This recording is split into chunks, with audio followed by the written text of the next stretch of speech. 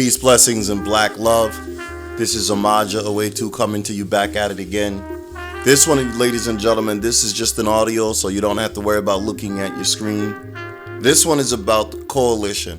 Apparently, there's a rumor going around that there is a black and brown coalition. So that we can be clear, when we say black and brown, everybody knows that black means Black Americans, foundational Black Americans, and ADOS Black Americans, indigenous Black Americans, Indian Black Americans. When we say the term black, it also means Moors, it also means the Israelites, it means blacks pertaining primarily to America. Now, when we say brown, a lot of people are having a misunderstanding of brown. Some people think Asians are brown, Chinese, Korean, Japanese. They believe that those are brown. Some people believe that you're Indians, your Sudanese Indians, your East Indians are brown. Your Arabs are brown. Some people are having a misunderstanding of what falls under the category of brown. And we are here to tell you that brown is basically your Puerto Ricans, your Dominicans, your Mexicans, your El Salvadorians, your Guatemalans, your Brazilians, your Spaniards, or those of Spanish-speaking origins. Those who are technically universally classified as brown. So when they say black and brown, they don't mean Asians, they don't mean the Chinese, they don't mean the Japanese, they don't mean the Koreans, they don't mean the Guam, they don't mean Asians. When they say brown, they also don't mean your East Indians or your Arabs, your Punjabs. When they say brown, they mean the Hispanic, Latinx or Afro-Latina. That's what they mean. But it's really nucleus or centered around Mexicans. Got to be clear with the introduction and the education. It's predominantly centered around them. So these are the three main ones you need to worry about or listen to. Dominican, Puerto Rican, and Mexican. Those are your three. However, it does stretch out wider to any Spanish-speaking origin country or demographic. In this video, I'm attempting to explain to you that there is no black and brown coalition, and there never was a black and brown coalition. Roll the tape. And officials say 75 migrants were dropped off there. This is the latest chapter of the political battle over the Biden administration's immigration policy. Texas Governor Greg Abbott has been sending migrants to so-called sanctuary cities since April. What he said is a sanctuary city. For those of you that are not aware of what a sanctuary city is, a sanctuary city refers to the municipal jurisdictions, typically in North America, that limit their cooperation with the national government's effort to enforce immigration law. Leaders of sanctuary cities say they want to reduce fear of deportation and possible family breakup among people who are in the country illegally, so that such people will be more willing to report crimes, use health and social services, and enroll their children in school. In the United States, the municipal policies include prohibiting police or city employees from questioning people about their immigration status and refusing requests by national immigration authorities to detain people beyond their release date. If they were jailed for breaking local law, such policies can be set expressly in law or observed in practice. But the designation sanctuary city does not have a precise legal definition. The Federation of American Immigration Reform estimated in 2018 that 564 U.S. jurisdictions, including states and municipalities had adopted sanctuary policies. One of the things I try to tell you guys, the listening audience, you have to read. And you have to read it over and over and over and over and over and over until it makes sense. And then many a times it will not make sense because it's not supposed to make sense. So if they're illegals, which they are supposed to be deported, why are you going to reduce fear? They're supposed to be scared. They're supposed to be scared they're here illegally and that they're going to be taken home, sent back home. But you are removing that fear. So if you are removing that fear, how do you hold them accountable? How do you punish them? How do you penalize them? Especially if you come to enforce any laws. They don't have to abide by any other laws. Understand what I'm saying? This is done in an attempt to ethnic erase Black America. This is why they're going to those areas and those demographics. They're not going to the Hamptons. They're not going to Beverly Hills. Yes, they may go in those environments to work, but they are not going in those environments to take jobs, to take residency. Sanctuary cities. In a statement the governor released last night, he wrote in part, quote, President Biden's inaction at our southern border continues putting the lives of Texans and Americans at risk and is overwhelming our communities. To continue providing much-needed relief to our small, overrun border towns, Chicago will join fellow sanctuary cities Washington, New York as an additional drop-off location. Chicago Mayor Lori Lightfoot said the city welcomes the migrants. She also slammed the Texas governor's actions in a news conference today. Mind. Texas, obviously, if none of these migrants were sent anywhere else, would have to bear all the brunt of this themselves. Aren't these migrants better off going to places like Chicago, welcoming cities to get cared for? Well, I think Alderman Roboyos kind of alluded to this. I'm happy to take and drain Texas of all of its residents. I wouldn't want to live in a state with a governor like that. I certainly wouldn't want to live in a state where they are doing everything they can to strip people of their basic rights. And let's not forget about what they've done to women and others who are seeking reproductive health care. So we welcome Texans to Chicago. And we'll rent the buses next time. And we'll rent the buses next time. And we'll rent the buses next time to bring them here. As if I haven't already given you more than enough proof that the Democrats hate Black people, here comes yet again some more proof in the fact that from DC to New York and now Chicago, Democratic Party mayors are welcoming in thousands of undocumented immigrants who cross the border illegally into their cities, knowing good and well that this will completely devastate the Black communities in each of those cities. It is no secret at all that illegal immigration hurts Black Americans. Yet these Democrats who claim to be on your side pretend as if they do not know this to be true. I had asked the Civil Rights Commission to conduct a hearing on this, and there were at least 3 hearings that we conducted, one of which was designed specifically to determine the effect of illegal immigration on Black workers.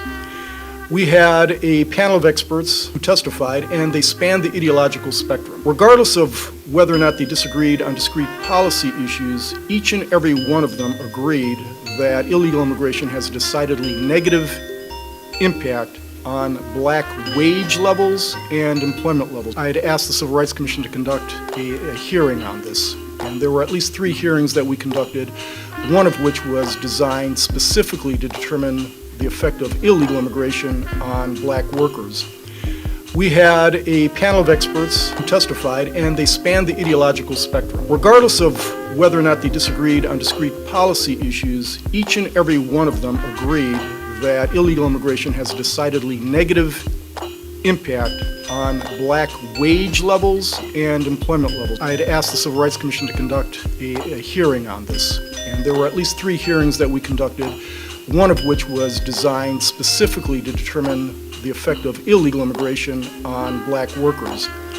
We had a panel of experts who testified, and they spanned the ideological spectrum. Regardless of whether or not they disagreed on discrete policy issues, each and every one of them agreed that illegal immigration has a decidedly negative impact on black wage levels and employment levels.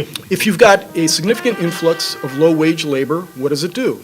It depresses wage levels, correct? And what we found also was, regardless of the wage levels, illegal immigrants displaced black workers in areas that had traditionally been populated by black workers. Illegal immigrants displaced black workers in areas that had traditionally been populated by black workers. Illegal immigrants displaced black workers in areas that had traditionally been populated by black workers. And the reason for that is because what you find is black workers, particularly black males, are disproportionately concentrated in the low-wage labor market and are disproportionately likely to have no more than a high school diploma. And the same is true for the cohort of illegal aliens, and they compete with one another in areas such as construction, hospitality, service, and agriculture. This was not a small displacement either. We had one witness who testified that after he had run the numbers, he found that 40% of the decline in labor participation rates among black workers over 3 decades was attributable to competition from illegal immigration. 40% of the decline in labor participation rates among black workers over 3 decades was attributable to competition from illegal immigration. 40% of the decline in labor participation rates among black workers over 3 decades was attributable to competition from illegal immigration. It comes to nearly 1 million fewer jobs for black Americans as a result of the competition from illegal immigrants. And it's not just the employment levels, it's the wage levels also. And I can only give you a few examples, but we had evidence from the Fed in Atlanta, which did a study on this, to show that illegal immigrants depressed wages, the competition from illegal immigrants, depressed wages by $960 on average, but in certain sectors, such as the hospitality industry, the depression of wage levels was $1,560. And because black workers were disproportionately concentrated in those areas, they were disproportionately affected. Majority Leader Lori Cumbo questioned the potential impacts on city politics. This particular legislation is going to shift the power dynamics in New York City in a major way.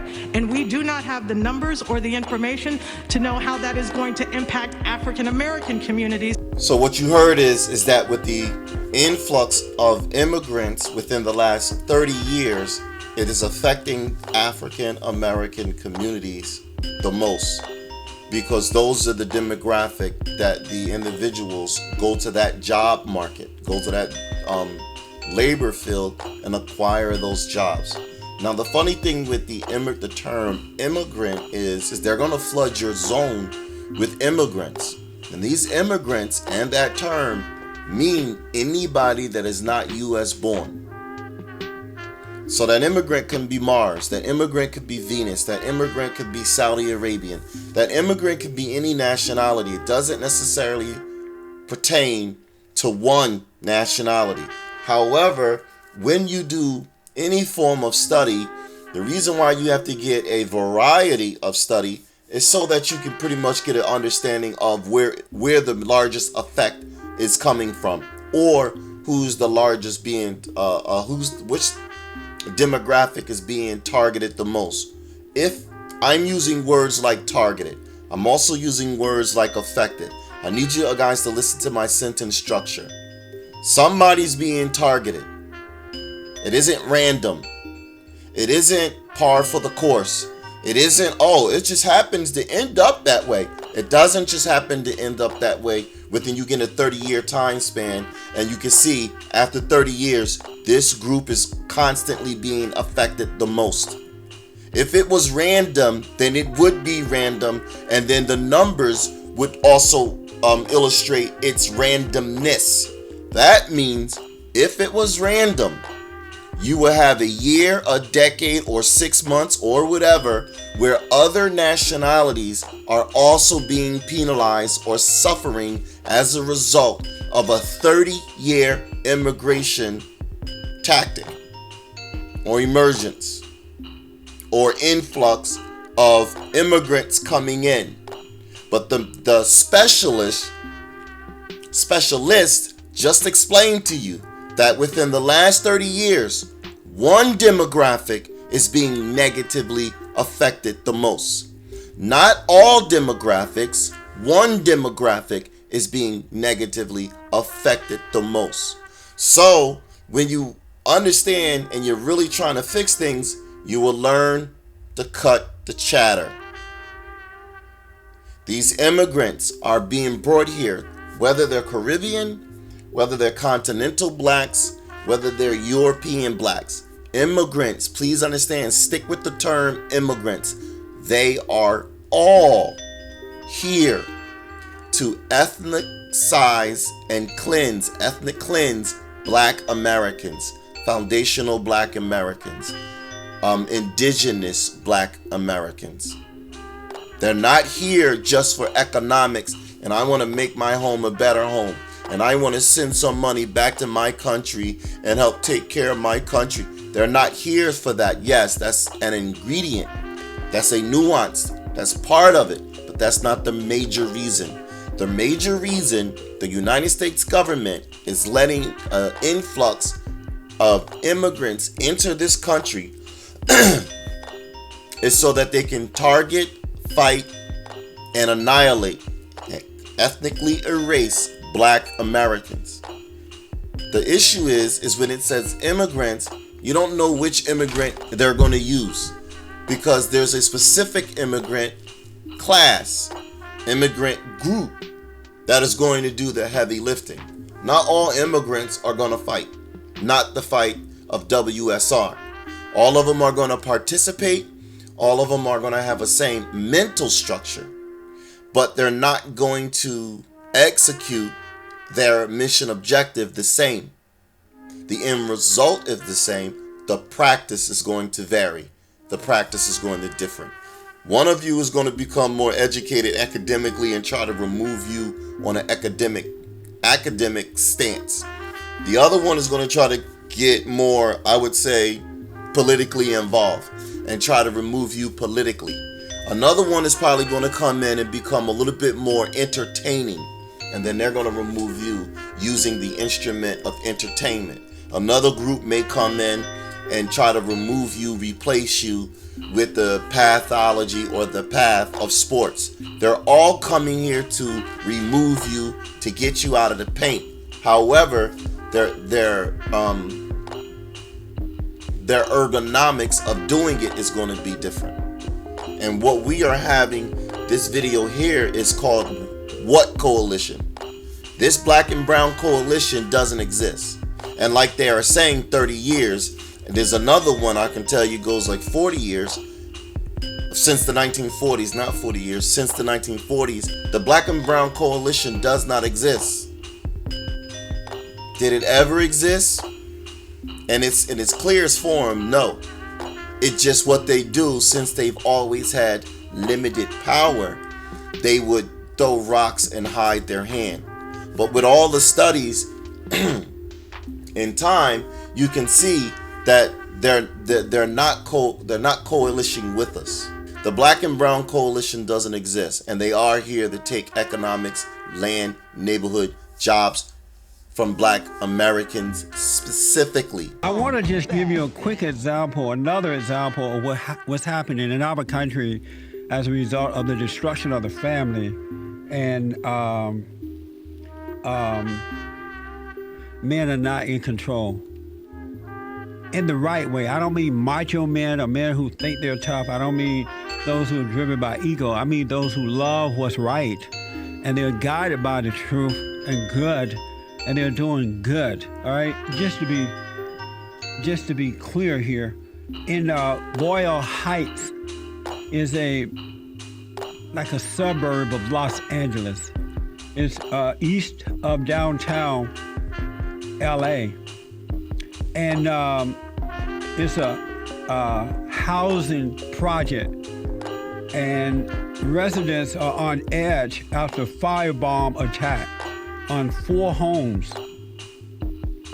And they say that it's gang and drug activity, but I believe it's more than that. what's happening is you have all these illegal aliens coming into the country, right? And now that we have these illegal alien children, over 1,000 a day coming in, a lot of them, it's not a suburb. Okay, it's the inner city, you're right, it's the inner city. It's just a little inner city called Boyle Heights. It's a housing project area right outside of downtown LA. It's between downtown and East LA area, for those who don't live in this area, California. So these illegals are moving into the urban areas around the country. And when they move in, they are bringing destruction for black people. For example, in Boyle Heights, it was predominantly black at one point. But then the illegals came in, and now it's predominantly Hispanic. And these folks hate black Americans.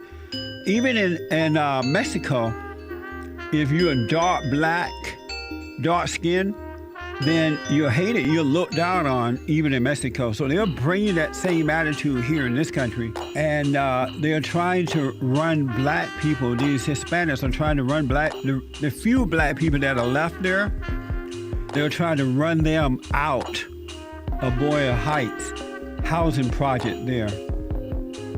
Here is the first firebomb attack. Other news now, strong feelings tonight after a town hall meeting at the Ramona Gardens housing project in Boyle Heights. The meeting was called after a firebomb attack on 4 homes in that area, and now there are growing fears it could rekindle racial tension.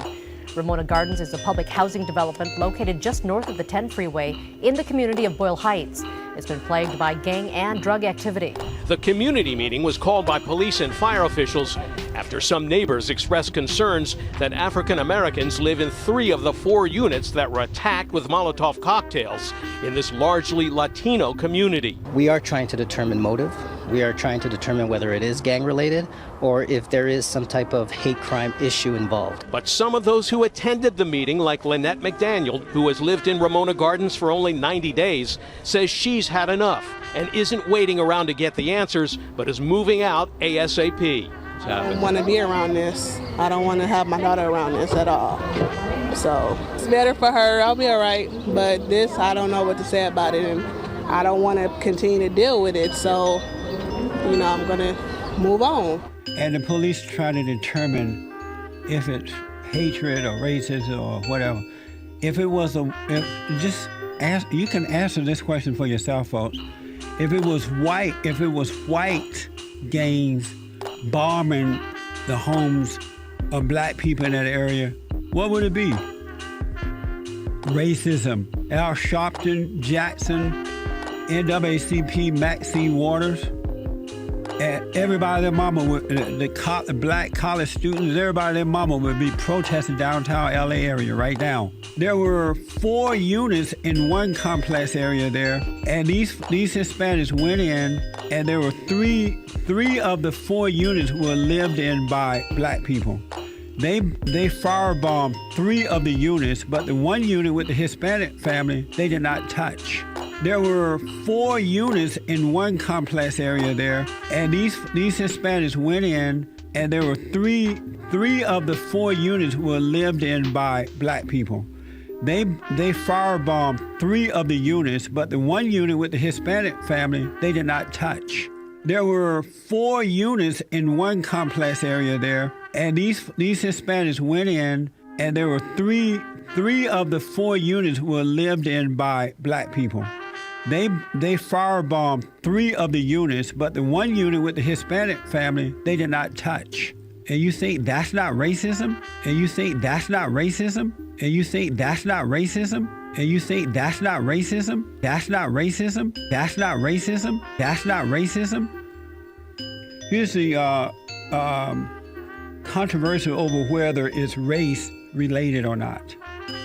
The rumor mill in this community is filled with speculation that the attack may have been racially motivated or gang related. And And the police asked us not to bring cameras into the community meeting because they said some residents would not speak out if news cameras were present for fear of retaliation. But others who attended said after the meeting there is no racial tension in Ramona Gardens. There is no racial tension in Ramona Gardens. There is no racial tension in Ramona Gardens. There is no racial tension in Ramona Gardens. And this lady warned that people shouldn't jump to conclusions about who carried out the attack before the facts are in.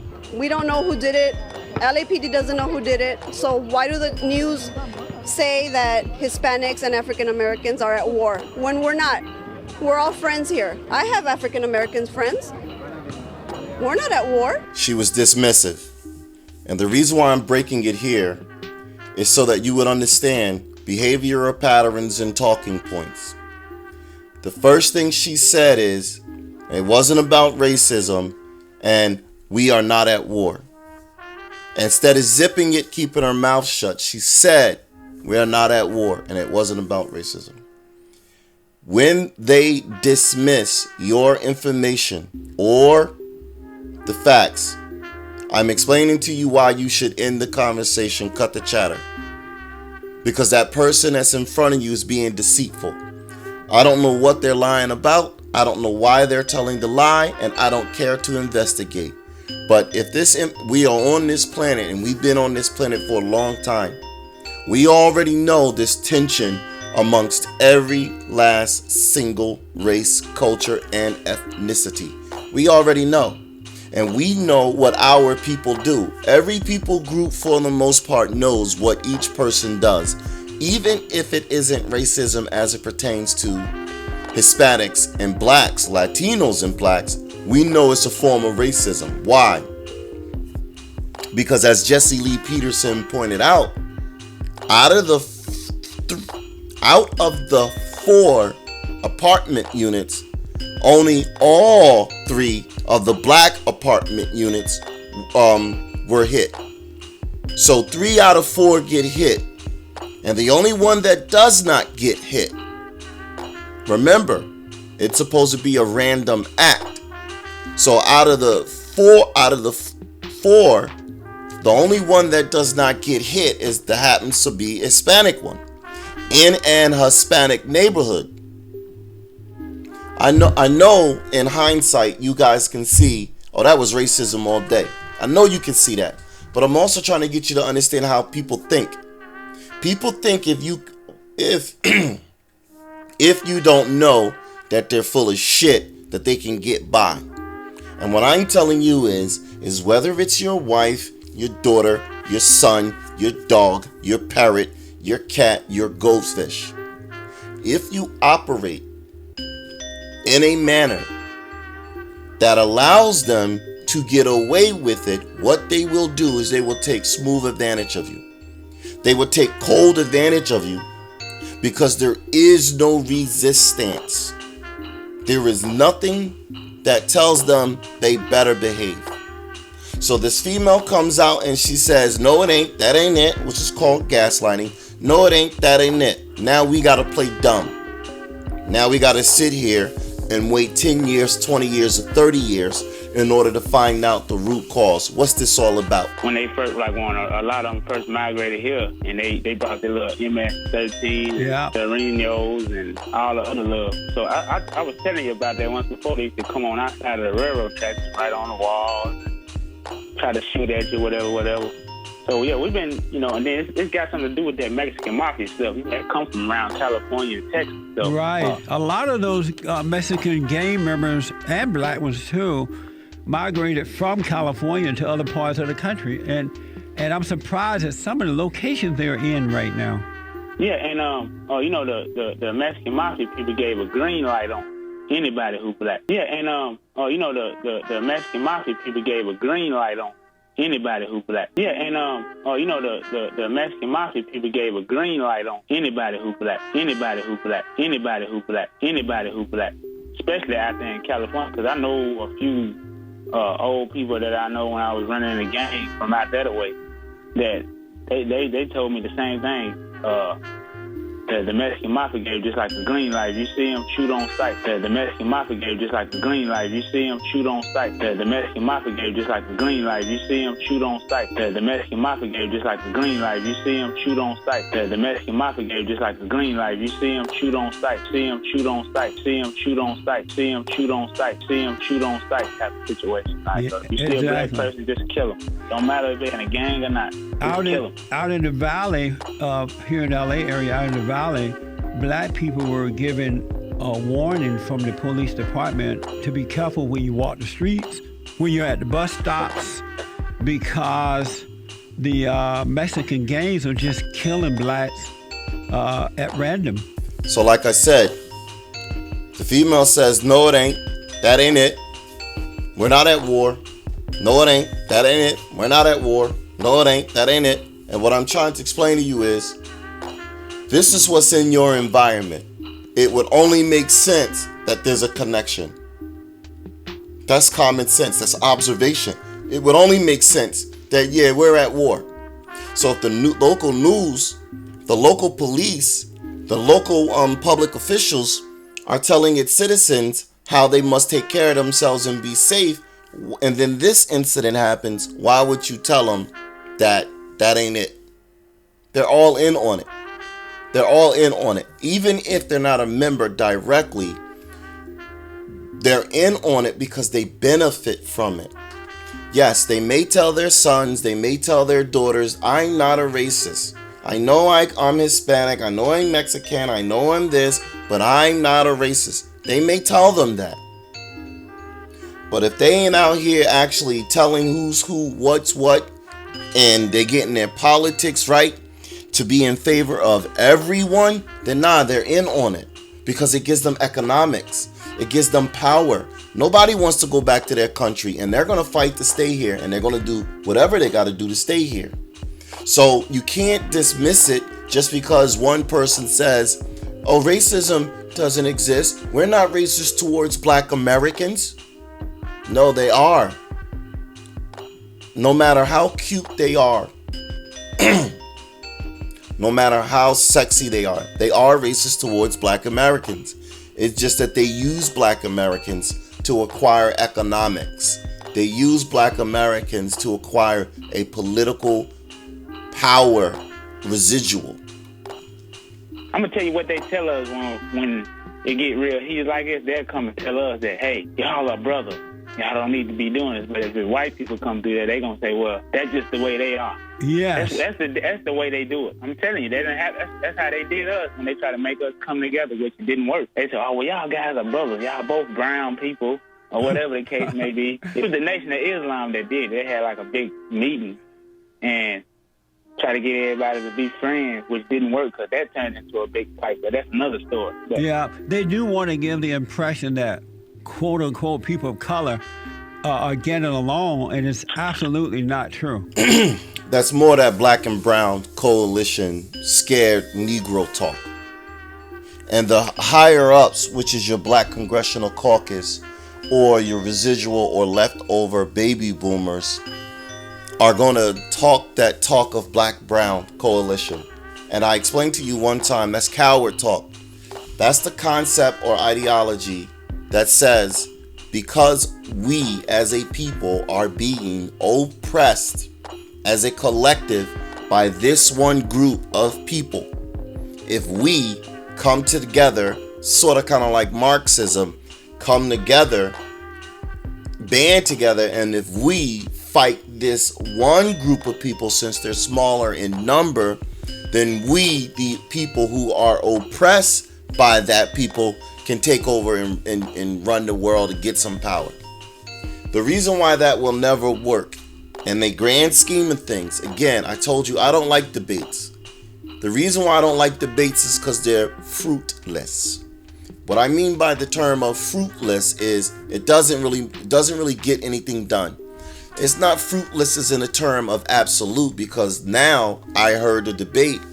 It can give me a better understanding of what I'm either missing or what tool I need in my toolbox. So I'm not saying it's fruitless as in nothing comes of it. I'm saying it's fruitless as it pertains to the shed still needs to be built. The grass still needs to be cut. Things need to be done. We got work to do. And the more we sit here at this table debating, we're not going to get where we got to go. The debate is a theory. But in reality, it's not going to work. And in reality, Pan-Africanism is dead. And in reality, Rainbow Coalition is dead. In reality, everything is dead. Because everybody other than the Black American, the foundational Black American, the indigenous Black American, the native Black American, we're the only ones that think freedom, power, and justice. Everybody else is trying to integrate into the system of WSR. They're going to try to integrate into the system via economics. They're going to try to integrate into the system interracial dating, marriage, sex. They're going to try to integrate into the system academically, socially. Everybody wants to integrate into the system of WSR a different way. We're the only people group that as a group, not as an individual. There are individuals amongst our own group that want to use the same tactics. So I'm not saying it's an absolute. I'm just saying it's a body politic. The majority of us want to dismantle the system of WSR. Everybody else doesn't want to dismantle it. They're fine with it the way it is. Yeah, that's crazy, but that's all I want. Amazing, man. Thanks for that testimony. Thank you, Jarvis. All right. 7 Los Angeles men were charged with firebombing African Americans living in a heavily Hispanic area in 2014. They were charged in a 10-count indictment unsealed in federal court Thursday. They were also charged for their roles in a racketeering enterprise that used violence and intimidation. Justice reporter Paula Reed is in Washington to discuss it all. Paula, the Justice Department says this is one of the largest civil rights indictments in local history. What are prosecutors alleging? That's right, Elaine. This is one of the biggest cases that they've brought in under the civil rights statute in quite some time, which is also part of why it took so long to actually get this indictment, approximately 2 years. Prosecutors allege a barbaric plan to attack and intimidate African-American residents of the Ramona Gardens housing complex in East Los Angeles. Prosecutors allege a barbaric plan to attack and intimidate African-American residents of the Ramona Gardens housing complex in East Los Angeles. Prosecutors allege a barbaric plan to attack and intimidate African-American residents of the Ramona Gardens housing complex in East Los Angeles. Prosecutors allege a barbaric plan to attack and intimidate African-American residents of the Ramona Gardens housing complex in East Los Angeles. You're hearing them say prosecutors have uncovered an alleged barbaric plan, whatever her words were, to attack and remove African Americans from a certain area in Los Angeles. And then the other lady says it doesn't exist. And other Hispanics, Mexicans, gang members, or black folks are saying it doesn't exist. They're telling you something that is happening in real time is not happening. Who are you going to believe? Are you going to believe the specialists? Are you going to believe the Most High? Or are you going to believe them coward-ass niggas sitting around, running around, don't want to do the work? Which one do you want to believe? The Black and Brown Coalition is dead. Kill it. Let it die. Let's regroup. Let's work for ourselves. Let's do for ourselves. And let's get over our differences. Pan-Africanism is dead. Let it die. Let them do them. Leave them to their own devices. Let us do our thing and move on. Now, this complex is about 95% Hispanic and about 3% African American. First, this group started with threats, and then they moved on to firebombs. And Elaine, they say this was a very sophisticated plot. They purchased disguises, gloves, bomb-making materials, and then they divided themselves into 2 teams, and everybody had a very specific task. One person, his job was to break the windows, the next person would light the firebomb, and the final guy would throw the firebomb inside the residence. They were even savvy enough to leave their cell phones behind to avoid being able to be traced by law enforcement. So disturbing. These men, Paula, I understand, were also charged with racketeering, and the indictment says that families, including children, were among the victims. What can you tell us about that? That's right. Many of the residents that were targeted, children were home. Many of them were minors. In fact, Elaine, one woman, she was sitting with her baby on the couch in the living room right before the firebomb was thrown into her house. Now, other families who weren't specifically firebombed, they reported that mixed-race children were verbally threatened by members of this gang. So it's clear that children were certainly not spared from this intimidation. Do we know, Paula, has this gang been on law enforcement's radar before? The Hazard Street Gang has been on law enforcement's radar since about the 1940s, the 1940s, the 1940s, the 1940s. Like I said, 1940s. So even though you may not have heard of them, the law has heard of them. The law agencies, the law enforcement agencies has been aware of who they are and what they are about. That means black cops as well. Not just white boys. That means black cops as well. They've had a long history of knowing that that people group is anti-black racist. And instead of them doing certain things to say no black and brown coalition, no don't go along with the Hispanics, nobody is saying anything. Everybody is sweeping it under the rug. And I agree with Jesse Lee Peterson. It's almost as if Black America has a deep hate only against white people, not against injustice of any kind. What I mean by injustice of any kind, because anybody that is supposed to be cold, anybody that is doing your people group unfair, unjust, or targeting your people group for any reason, that those people are supposed to be dealt with. And it seems as if Black America is allowing the Hispanic group, non-American groups, to attack them only because they have a more deeper hate for white America. So if white America would have done these exact attacks, we would have been marching in the streets. Since white America hasn't done these attacks, it's low-key, nobody knows about it. That's why the attacks keep happening. They think that you think and feel that non-whites are not a threat. They think they know that you think non-whites are not a threat. And what I'm telling you is all people who are not Black Americans are a threat. Caribbeans, Haitians, Russians, Mars, Venus, Jupiter, they are all a threat. Because they all think like white supremacists. They all, A-L-L. Not every individual, but the group, the nation, the nationality, the landmass, the country. They all think like white supremacists towards Black Americans. So even though it may not be a white person or white people group specifically attacking you, doesn't matter if it's white specifically. They are attacking you and you are not fighting back. So now you're considered prey. You're weak. They are described as a multi-generational Latino street gang that originated in East Los Angeles, and they were particularly focused on driving African-American residents off their turf, particularly focused on driving African-American residents off their turf, particularly focused on driving African-American residents off their turf, particularly focused on driving African-American residents off their turf. And the Ramona Gardens apartment complex is one area where they considered their turf. Now these 7 men face between a life sentence and 100 years in prison. Now these 7 men face between a life sentence and 100 years in prison. Now these 7 men face between a life sentence and 100 years in prison. The professionals, the specialists, the journalists are telling you, Black America, you have an infestation problem. And it's coming from all sides. Black men, you have a problem. And it's coming from all sides. And you guys are going to keep up here trying to say black and brown, black and brown, black and brown. I know why you do a coalition.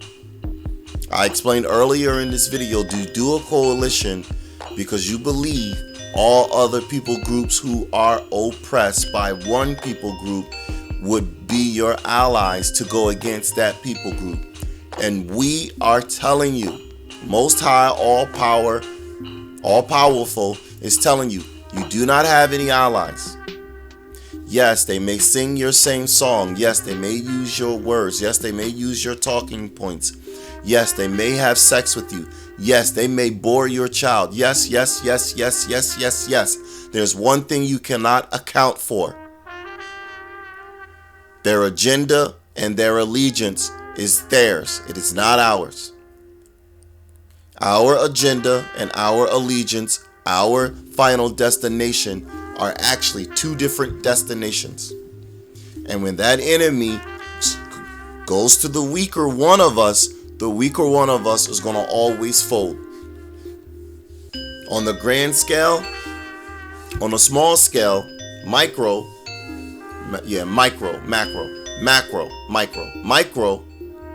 if your female is pressured with that pressure coming from a more dominant force, she will fold.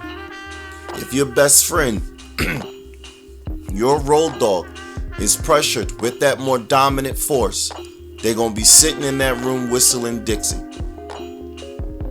So our supposed allies are going to fold. They are not as strong as we are.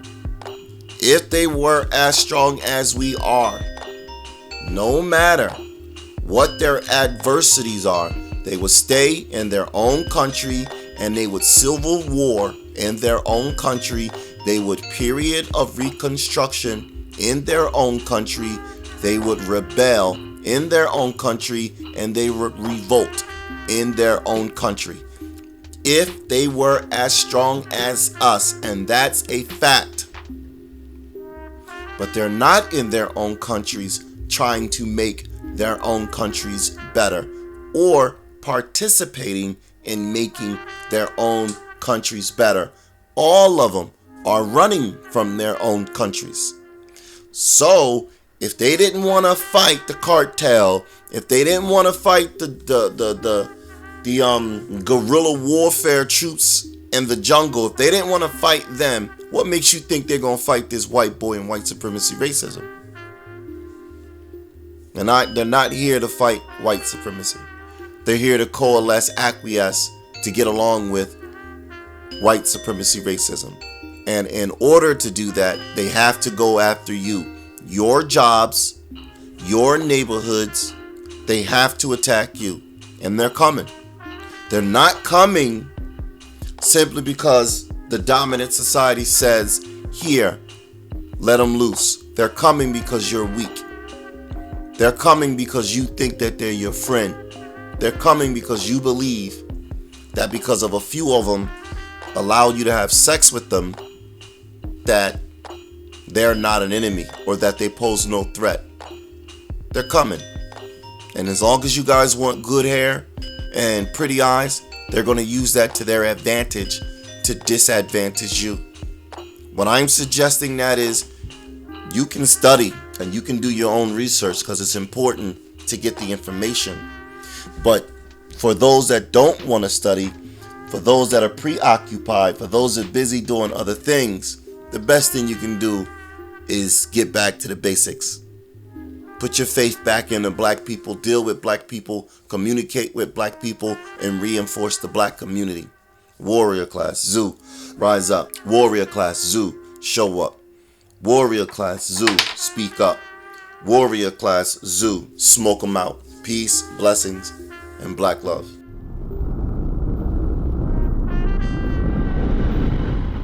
Can you dig it? Can you dig it? Can you dig it? In this campaign, we are coming to get our check. Fair Use Act disclaimer. This site is for educational purposes only. Copyright disclaimer under Section 107 of the Copyright Act of 1976. Allowance is made for fair use for purposes such as criticism, comment, news reporting, teaching, scholarship, education, and research.